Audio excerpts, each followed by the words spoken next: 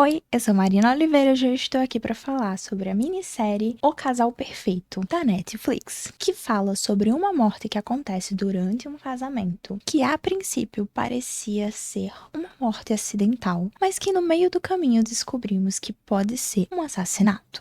Nessa obra, a gente também descobre vários segredos que rondam a família do noivo. A série tem um probleminha de roteiro em relação a alguns diálogos explicativos no início da trama. Porém, o restante do roteiro é bem legal. A série é bem surpreendente, é gostosa de assistir. As atuações são boas, os personagens são legais, quer dizer, nem tanto. Alguns são pessoas horríveis.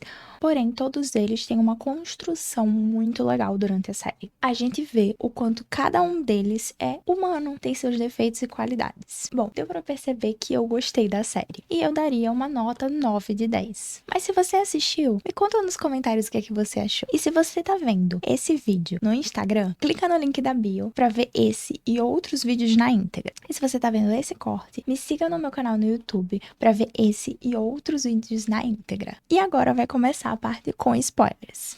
Porém, hoje eu vou lançar num formato diferente. Então, vamos ver se vocês vão gostar disso. Se você gostar, deixa seu like. Se você não gostar, deixa seu comentário. Volta pro estilo antigo, tava muito melhor. Enfim, se vocês gostarem da forma que eu fizer hoje, a gente vai manter esse formato. Se não, aí vocês comentam aqui embaixo se vocês não gostarem, tá bom? Se vocês gostarem, também pode comentar, tá bom? É isso.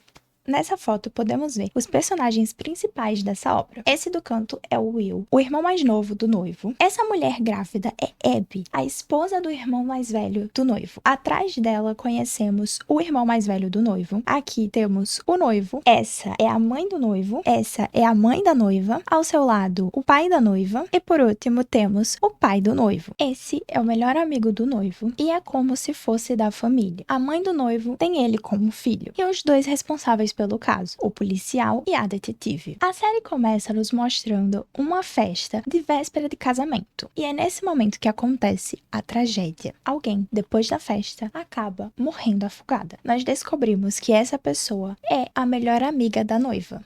Há uma grande suspeita de que ela tenha bebido demais e acabou se afogando por não conhecer o rio daquela região. Enquanto o policial está convicto de que isso não passa de um acidente, a detetive quer explorar outras possibilidades e investigar o caso por outras perspectivas também. Então, ambos interrogam todas as pessoas que eu citei anteriormente, e cada uma dá sua versão do que fez naquele momento durante a noite. No momento em que ela morreu. Nesse momento, descobrimos que quem encontrou o corpo de sua amiga foi a própria noiva. Algo que é muito interessante ressaltar é que a noiva estava muito insegura se ela realmente queria se casar com o noivo. E o grande motivo para isso é que ela não sabia se amava ele o suficiente. Depois de pegar os depoimentos, a polícia vasculha a casa, tenta não contaminar a cena do crime e busca respostas para o caso. Enquanto a noiva está completamente destruída, ela e sua mãe, que tem câncer,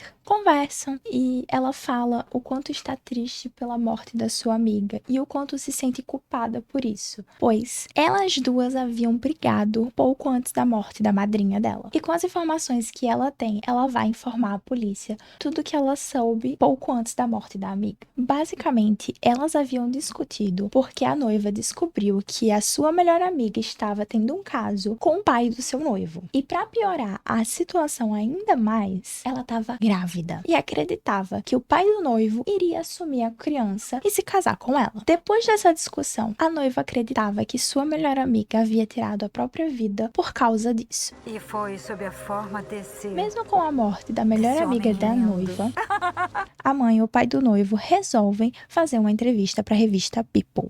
E para piorar a situação, ainda obriga todo mundo a fazer uma foto em família para posar para a revista, mesmo depois de tudo que aconteceu. Durante a investigação, a noiva descobre que o pai do noivo já teve outra amante, que era professora de francês do seu filho mais novo, Will, e o confronta num jantar. E então ele explica. Para tentar abafar o caso, eles fizeram com que ela se demitisse e saísse da vida deles. Porém, depois disso ela nunca mais foi vista. Mas a história que foi contada para a família foi apenas de que ela havia pedido demissão. Por conta de toda essa questão, as suspeitas são direcionadas ao pai e à mãe do noivo. Enquanto todo esse processo está acontecendo, a noiva continua não tendo sentimentos tão fortes pelo seu noivo. E fica claro que ela sente atração pelo melhor amigo do noivo.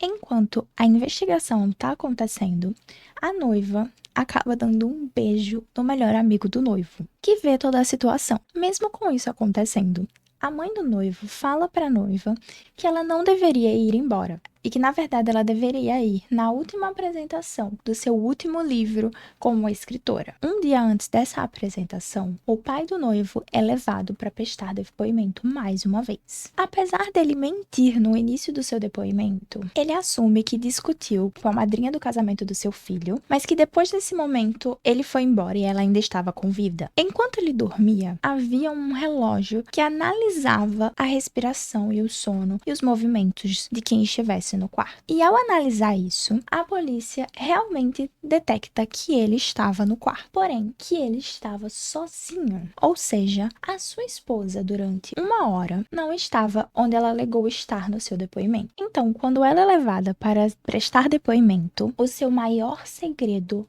vem à tona. Enquanto os policiais acreditavam que ela havia falado ao telefone com um assassino de aluguel que tinha matado a amante de seu marido, a verdade é que o homem que eles acreditavam ter sido um assassino de aluguel era irmão dela. Por ele normalmente se meter em coisas perigosas, ela acabou precisando pagar uma dívida que ele tinha. Com isso, temos mais uma pessoa descartada da possibilidade de ter matado a madrinha do casamento. Nesse momento, o pai do noivo estava sendo cancelado por conta de umas coisas que ele falou durante a apresentação de um livro de sua esposa. E para tentar limpar a sua imagem, ele chama a sua equipe de imprensa. E todos eles têm a ideia de dizer que tudo que ele falou foi culpa do alcoolismo, o que realmente é verdade. Porém, que ele irá se tratar em uma clínica de reabilitação. Mas não é qualquer tipo de clínica de reabilitação. Ele precisa se internar em alguma um pouco mais humilde, para dar essa impressão de fato. Ele não gosta nada da ideia, mas ele vai ter que fazer de qualquer forma. E não adiantaria ele falar que foi para uma clínica e, na verdade, para outra, porque os paparazzis poderiam descobrir a mentira. E isso seria pior para a imagem dele. Então ele aceita ir para essa clínica de reabilitação um pouco mais barata, mesmo dizendo que é um péssimo lugar. E isso eu achei de uma genialidade, porque eu acredito que seja mais ou menos dessa forma que os nossos políticos e famosos fazem no dia a dia. Tanto para limpar a sua imagem, quanto para construir uma imagem de, ai, sou tão humilde. E na verdade a pessoa tá lá comprando coisas caríssimas, mas no momento em que eles querem pagar de humildes,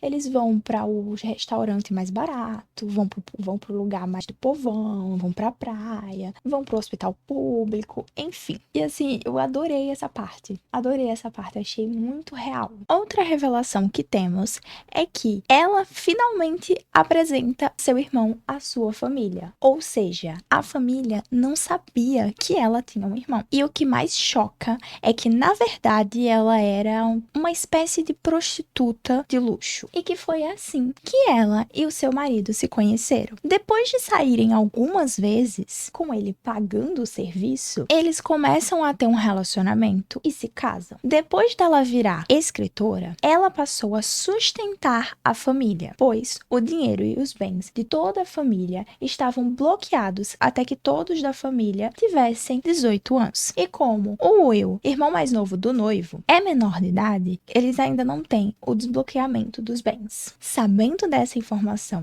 a gente descobre que se a madrinha tivesse aquela criança, os bens da família voltariam a ser bloqueados. Ou seja, a pessoa que matou a madrinha queria, na verdade, se livrar da criança. O que significa que o crime foi cometido por dinheiro. Depois de diversas acusações entre diversos personagens da história, a gente descobre que, na verdade, a cunhada do noivo foi quem realmente matou a madrinha. E, sinceramente, eu só tive suspeitas dessa mulher no início da série, quando eu vi que ela tava bem demais depois da festa e do assassinato da madrinha. Então, logo de cara, eu descartei a possibilidade dela ser a assassina, porque eu pensei que ela, na verdade, não teria motivos. Mas ela tinha. Ela queria que os bens fossem desbloqueados para que ela tivesse a herança mais rápido. Depois que a assassina é pega, o relacionamento entre os noivos acaba, mesmo eles ensaiando uma reconciliação que rolou durante aquela apresentação dos livros. Mesmo assim, a mãe do noivo, que antes não gostava da noiva, acaba escrevendo um livro sobre a noiva e pede para que elas se encontrem em algum momento e conversem sobre esse livro. E é assim que a série acaba. E se você gostou desse vídeo, deixe seu like, se inscreva no canal, ative o sininho, me siga nas outras redes sociais. E é isso. Fui!